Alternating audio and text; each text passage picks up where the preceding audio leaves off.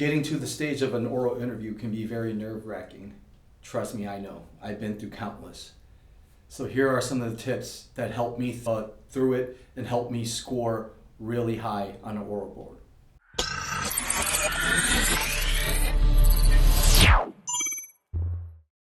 Hey guys, Trung here.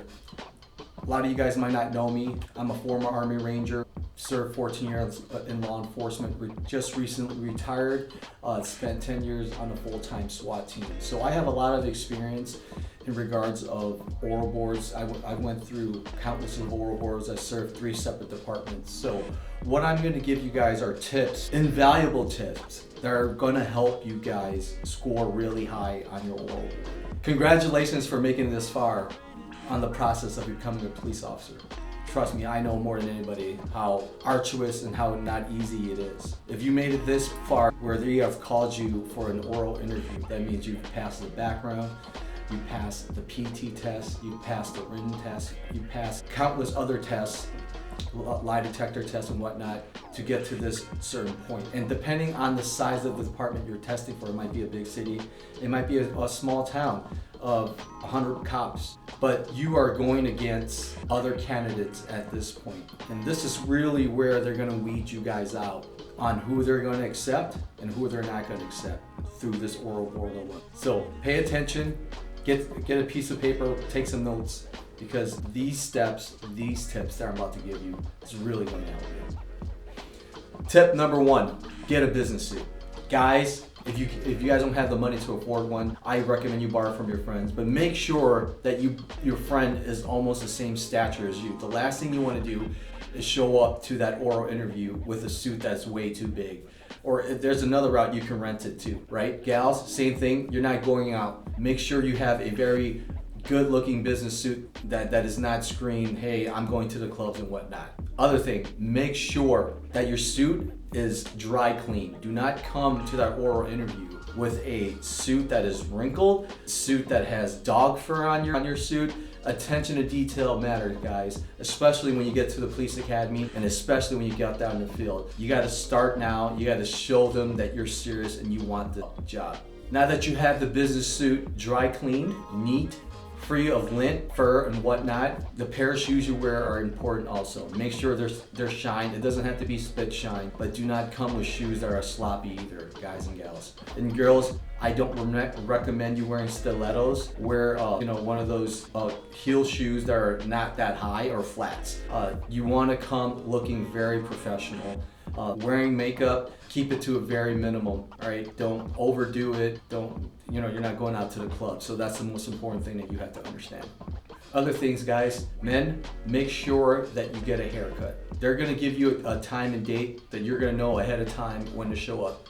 So do yourself a favor, if you know you're 1 week out, go to the barber, get a clean haircut, or even the day before, and come in there looking very sharp. Women, same thing. You can put your hair down, just don't style it all like you would go out. Keep it very professional looking, because those things really matter and they pay attention. But the most important thing that a lot of people don't realize that a lot of these interviewers pay attention to too is your nails. Guys, I've noticed when I've done a couple of interviews, the interviewer looked at my nails. Nails tells a lot about you, believe it or not. You could come in there with a sharp looking suit, with your hair looking nice, with your shoes shine, but if your nails are jacked up, they're long, they're dirty, they can tell that you're just putting on a front, that you're really not that attention to detail oriented, that you don't care even down to your fingernails. Women, same thing. You go there with your nails done. I know you girls like getting your nails done. Keep it a very neutral color. Don't go in there with something crazy, okay? It's very important. You don't want to distract the interviewer with the way your nail design or just something that you would wear out in the clubs or just out and about. Have something that's very neutral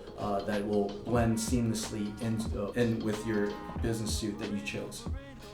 Tip 2, okay, now that you guys got your business suits and got everything squared away, put away, and ready to go, the most important thing that helped me through the process is know the department you're working for. What does that mean? Simple, guys. Study on your department. We have something called Google now. You can Google the department that you're trying to apply for, understand how many officers that department has, what their specialized unit are, what crimes do they have in the city, historical facts facts of the department, the size and population of the city that you're trying to serve. All those information that you have ready to go really shows the interviewer that you are prepared, you came prepared, that you didn't just come in there winging it, that you really studied on and show them that you care about the department that you really wanted to get into.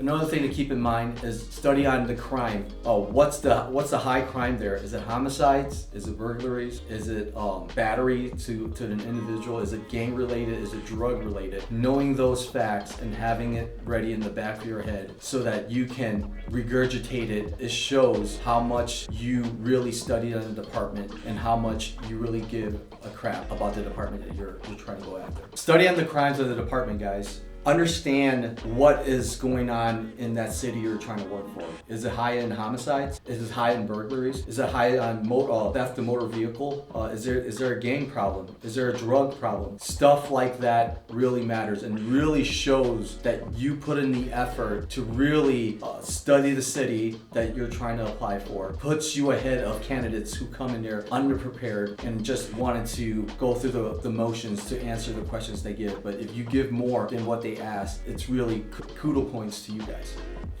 Tip number 3, when you go in there, understand like, hey, we all start off as a patrol officer, right? So one of the things that helped me was I was telling them, hey, you know, my main goal when I get onto the department is to be the best patrol officer possible. But you have to look beyond that. What else do you want to do, inspire to do for that department afterwards through your time on patrol? Do you want to join a TAC unit? Do you want to join a K9 unit? You want to be a detective? Do you want to join the SWAT team? Knowing those things, because they're probably going to ask you, hey, what do you want to do on our department? You know, and for you to know ahead of time to lay down the foundation, like, hey, my job first is to be the best patrol officer possible. And when I have gained the experience as a patrol officer, I would like to join the SWAT team. I know that your SWAT team is a 35-man SWAT team and it's a part-time team or maybe it's a full-time team. Knowing those things and giving them goals that you want to accomplish on the department really sets the tone and really shows that you are serious and that's somebody that they are looking to hire. Most importantly, guys, the tips I just gave you, take it to heart. Do not be caught off guard with the when they ask you, what do you want to do on your department? Look ahead, plan ahead, write it down. Having these things, look it over the night or the week before you go into your interview really is going to set you up for success. Tip number 4, there's going to be 2 possible scenarios, guys, when you come into the room that they're going to have you in. We're going to talk about scenario 1. Scenario 1 is you're going to come in there, there's going to be a table, you're going to sit in the middle of the table, and you're going to be surrounded by different members of the departments and city council, which I'll touch on in another tip. Scenario 2, you come into the room and there's literally only a chair with no table. So you're sitting in the middle of the room in a chair and they're going to be sitting away from you in their table, all looking at you. Let's go back to scenario 1 where there is a table. And this really applies to scenario 2 also. Posture is everything. Do not sit in the chair with your body slouch over. Sit up straight. If there's a table in front of you, you know what, I personally use that table. I don't put my elbows on that table, but I do put my hands on the table and I keep my fingers either touching like so, or I interlock them. This is very important, guys. The last thing you want to do is have your hands sitting on the table and you start to fidget. That shows that you're nervous, right? And that's one of those key things they're looking for, like when they're firing questions at you. Are you getting nervous? Or do you know, and that's the one thing you don't want to show them. Even though deep down inside you are nervous, everybody's nervous. Trust me, even on my 3rd oral interview, I was nervous. But showing composure, showing that, hey, I can work through this stress really will set you apart from other candidates that might fail in that. Because you don't know, there one department that I worked for, in the end, there was 15 candidates they were looking at the oral interview, and I was one of the 15, and they hired 2, and I was luckily one of the 2 that they hired. And it was really based on how solid my interview went.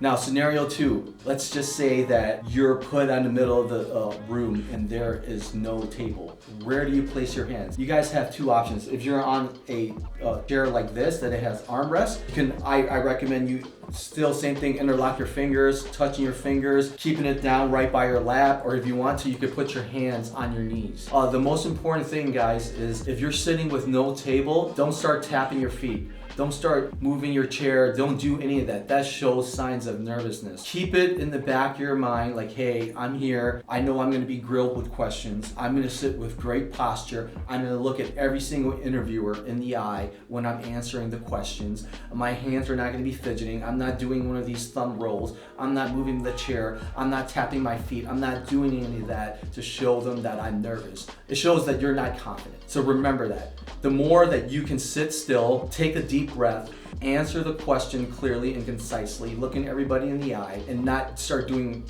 stuff that really distracts them from your interview, it's really going to put extra points on you at the end when they sit down and they talk about all the candidates they interviewed. And they'd be like, hey, candidate 1, Trung did a great job. He was very composed. He sat there, great posture, great eye contact, very calm. He wasn't fidgeting. He wasn't doing anything like that. Trust me, all of those details matter, guys.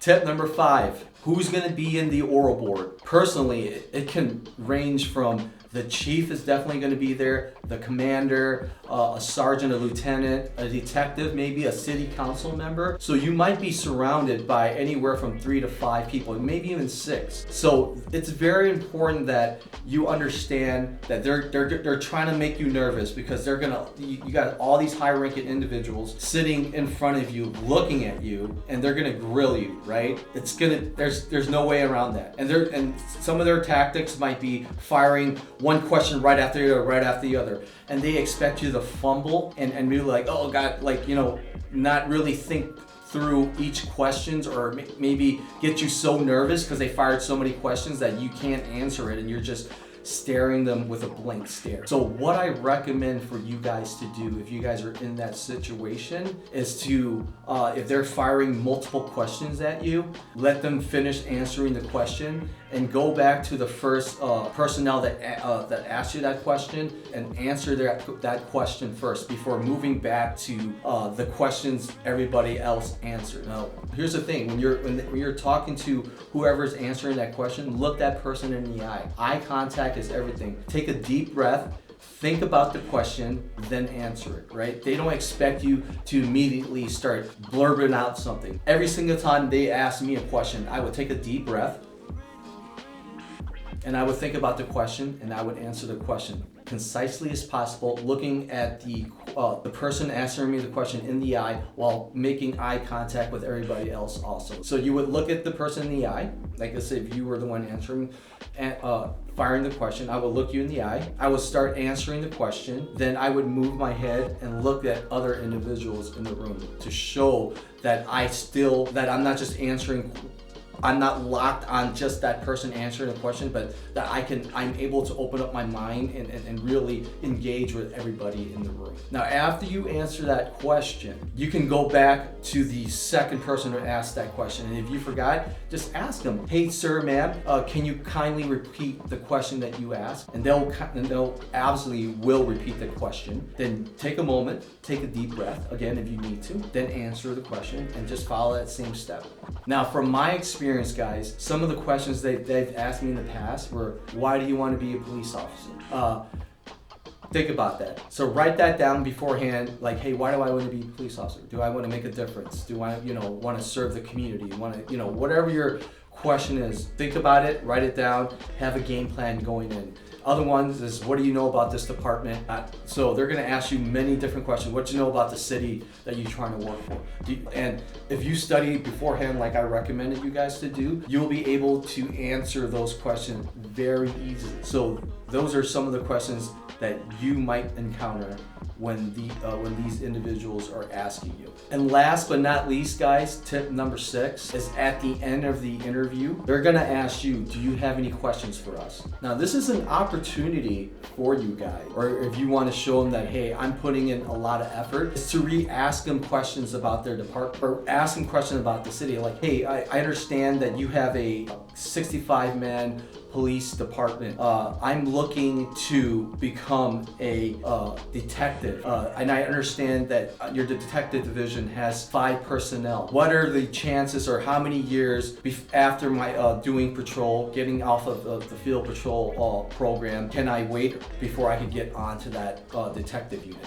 You know, stuff like that. I'm just giving you guys an example. That's really going to show them like, wow, okay, this guy really knows. Like, hey man, he knows that this department has 6 detectives. Stuff like that, and you know, showing them that you're interested, and you know, you're not just here to just take the interview, but showing them that you are taking command, you're taking initiative, that you're a very high sought after candidate that they would want to hire. After their interview, guys, it's very important you shake everybody's hands, look them in the eyes, thank them for their time, and that's it. I mean, that is the bare bones chunk of tips I can give you guys, and if you guys can prepare yourself with those 6 tips that I've given you, you will score very high on your oral board, and you're going to be a very sought after candidate out of all the candidates that they are going to interview. If you guys found these tips helpful, if you guys found this information helpful, hit the like button, hit the subscribe, YouTube algorithm, you guys know how that roll. Pass this along to your buddies. You know, this is really something I wish I had when I was going through the process. So a couple of videos down the line, I'm gonna be probably doing another one for how to prepare for the police academy after you already got the initial offer, right? What to expect in the police academy, or what to expect. And on the follow-on video, I'm going to probably do one, what to expect being a rookie officer, being a probationary officer after you pass the police academy, and you're getting ready to work with your field training officer. So again, thank you guys for all your support. Thank you for believing in our organization, in our company, We Go Home. We're here to bring value to you guys. So stay tuned for more videos. I enjoy doing them. I'm trying to get better at this so that I can give out more helpful information and things that could really benefit you guys in the long run. Thank you so much.